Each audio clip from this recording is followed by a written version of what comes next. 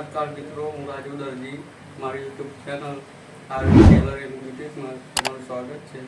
તો આજે આપણે શીખીશું કે તૈયાર સીવેલી સલવારમાં પોકેટ કઈ રીતે લગાવવું. એ હવે કટિંગ ટેબલ પર અને શીખીશું. એના માટે આપણે કપડું છે 7 ઇંચ પહોળું અને 20 ઇંચ લાંબુ કપડું લીધેલું છે અને પટ્ટી છે એ 2.5 ઇંચ પહોળી અને 7 ઇંચ લાંબી. તો હવે આગળ જોઈશું મશીન ઉપર તો બનાવવાની રીત. એના માટે પહેલું આવી રીતે કપડું વાળી અને એની થેલી જેવું બનાવવા માટે 7.5 ઇંચ લાંબુ રાખી અને બે બાજુ સિલાઈ મારી દેવી.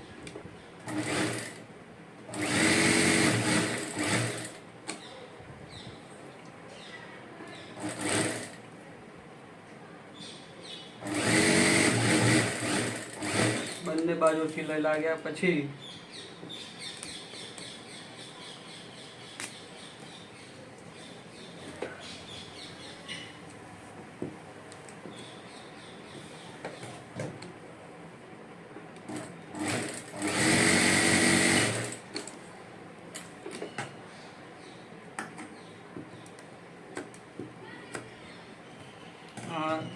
પલટી કરી લેવું.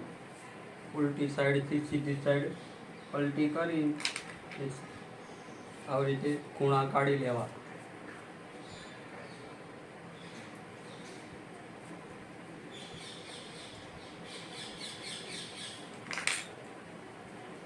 અને ઉપર ફરી બીજી સિલાઈ ચાંપણી મારી દેવી. તેથી કરીને આ પાક્કું થઈ જાય. નીકળવાનો ભય ના રહે.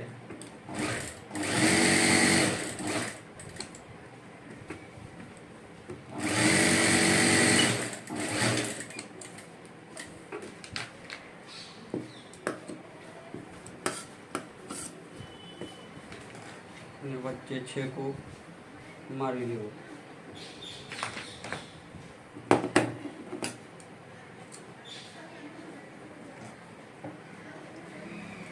તૈયાર સલવાર પર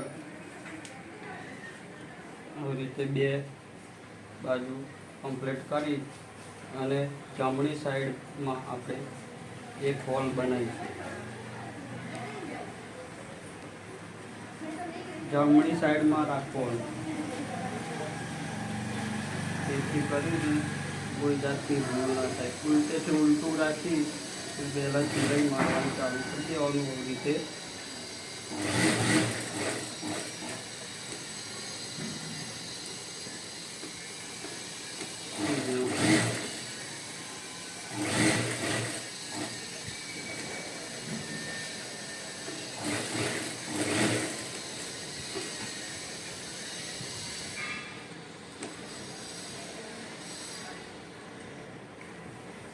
વચ્ચે એક કટ મારી અને પલટાઈ દેવું.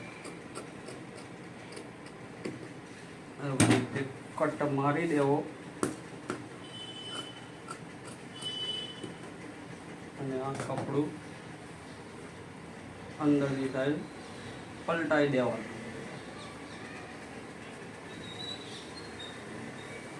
પછી આને પાકું કરી લેવું.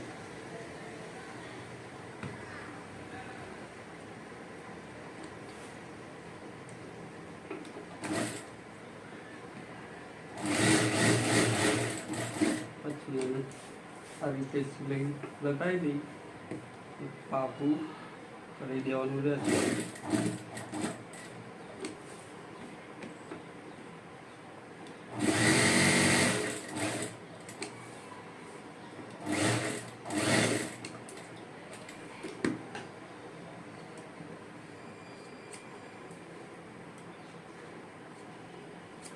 આટલું કટ કર્યા પછી ડાયરેક્ટ આપણે જે પોકેટ બનાવ્યું હતું એને સીધે સિલાઈ મારી જોઈન્ટ કરવાનું રહેશે. આ રીતે લગાવી દેવું અને વચ્ચે સેન્ટરને બે બાજુ ધ્યાન રાખી સિલાઈ મારી દેવી. આ રીતે અને પછી આને આવી રીતે પલટાવીને ધારીની સિલાઈ મારી દેવાની, જેથી કરીને ભવિષ્યમાં બી સિલાઈ ઉકળે નહીં. આટલું થઈ ગયા પછી જે દોરા હોય એ કાપી લેવા.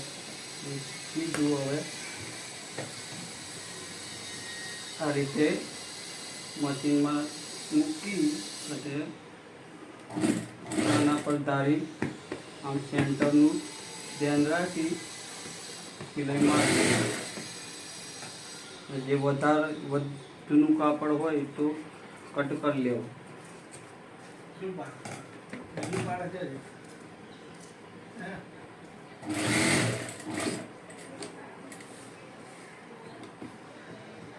પછી આડી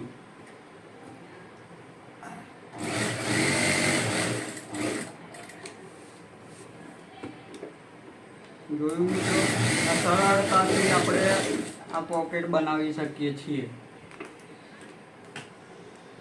ખાલી 10-15 મિનિટમાં આપણે પોકેટ રેડી થઈ જાય.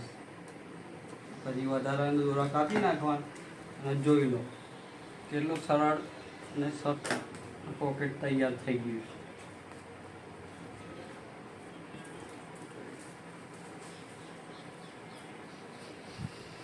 જો તમને મારો વિડીયો ગમ્યો હોય તો લાઈક, શેર, સબસ્ક્રાઈબ કરવાનું ના ભૂલતા અને મારી ચેનલ બન્યા રહેવા માટે સબસ્ક્રાઈબ અને લાઈક કરતા આવા વિડીયો અવાનવા આવતા રહેશે.